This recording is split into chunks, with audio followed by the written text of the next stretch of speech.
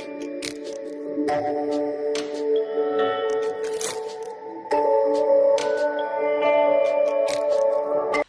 students, today we will be studying the chapter sense organs. Now we all know that we have 5 senses in our body. That is the sight, hearing, taste, smell and touch. Now if we want to see anything, what we use our eyes, right? And if we want to hear anything, then we have to use our ears. Now if we want to touch and feel something, whether it is hot or cold or whatever it is, so then we use the skin.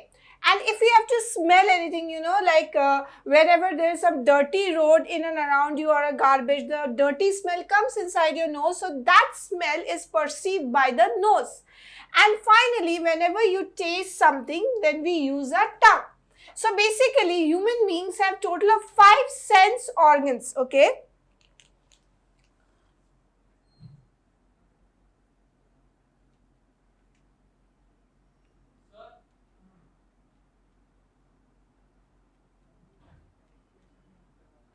Okay, so these 5 sense organs are the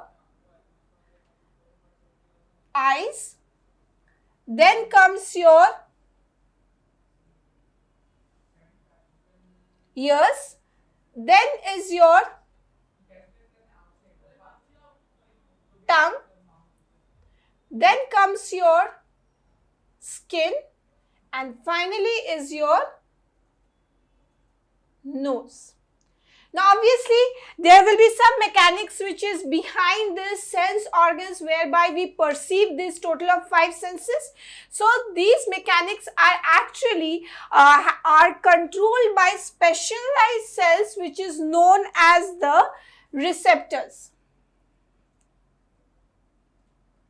Now if I am talking about the word receptors, so basically these are the epithelial cells. What are these? These are the epithelial cells. Now, if I'm talking about the receptors, obviously they will be different with respect to the different sense organs, and also they respond to different stimuli. So, if I'm talking about the first one is the mechanoreceptors. Now, what are the mechanoreceptors? The mechanoreceptors are basically the receptors of touch and pressure in the skin, and they obviously respond to the stimuli which are the mechanical changes. Then comes your next one, which is your thermoreceptors. Now, what are these thermoreceptors? By the word only thermo, you can understand that these will be the receptors for heat and cold, obviously, which is perceived by the skin. And what will be the stimuli? Yes, the stimuli will be the various temperature changes which is taking place in the environment. Next comes your photoreceptors. Now, by the word photoreceptors only, you have understood that they will be something related to the eyes, right? So, basically these photoreceptors are present in the rods and cones which you will be studying. These are specialized sensory cells which is present in the retina. And what will be the stimulus? The stimulus will be the light, right? Next comes your phonoreceptors.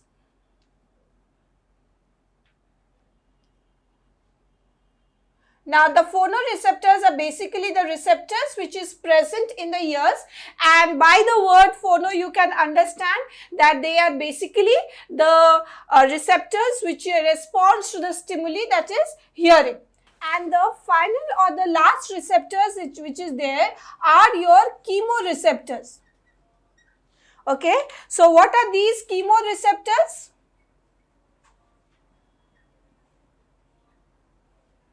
So these chemoreceptors are basically the receptors which is present in the nose and also in the tongue, and what will be the stimuli? They respond to the various chemical changes which is taking place in the nose or in the tongue. So we have just seen that there are total of 5 sense organs. Now in your portion, in your scope of syllabus for grade 10, we have two sense organs which we need to study. One is the eye and the other is the ear. Now first we will see the structure of the eye. Now, if you can see in the diagram which is just given alongside me, okay, the first part which is there of the eye or the structure of the eye are special structures which is known as the orbits. Now, what are these orbits? The orbits are basically the ones which is located, the eyes is located within deep sockets, and these sockets are known as the orbits, as you can see in the diagram. Now, the next one which is there is your eyelids. Now, if you see in the diagram, the eyelids are basically divided into two, that is the upper eyelid and the lower eyelid. The lower and the upper eyelids are basically the ones which protect the entire outer surface of the eye and also helps in shutting, like whenever some, too much of a light comes, so you tend to close your eyes. So, basically that function is done by the eyelids. Next which is there comes your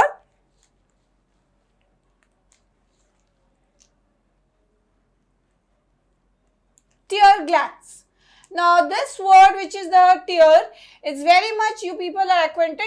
You can see also in the diagram that the tear glands are basically present just on the upper sidewards portion of the orbits, okay, just like here. Now this tear glands are also known as the lacrimal glands, okay. Now, so in your question, they might ask you that what is the function or what is the location of this lacrimal gland. It is the same as the tear gland. Now, this lacrimal gland has 6 to 12 ducts, okay. Now, what is the function of these ducts? The function of these ducts are basically that they secrete the tear. Okay. Now, what is the function of this tear? Obviously, it acts as a lubricant, and apart from that, whenever you have to show any kind of emotions, like when you are very happy or when you're too sad, so basically you use your tears to give your expression to your feelings. But apart from that, let's go into the scientific function of the tears. So basically, they function as a lubricant, and also when some dust particles get inside your eyes, then you tend to rub your eyes. So basically these tears also help in washing away any particles which have entered inside your eyes. And finally, there is a specific enzyme which is located in the tear which is known as the lysozyme. Okay. Now, this lysozyme has anti-germal properties, as a result of which they kill any germs which might get inside the eye. Now, the next part which you can see in the diagram is the conjunctiva.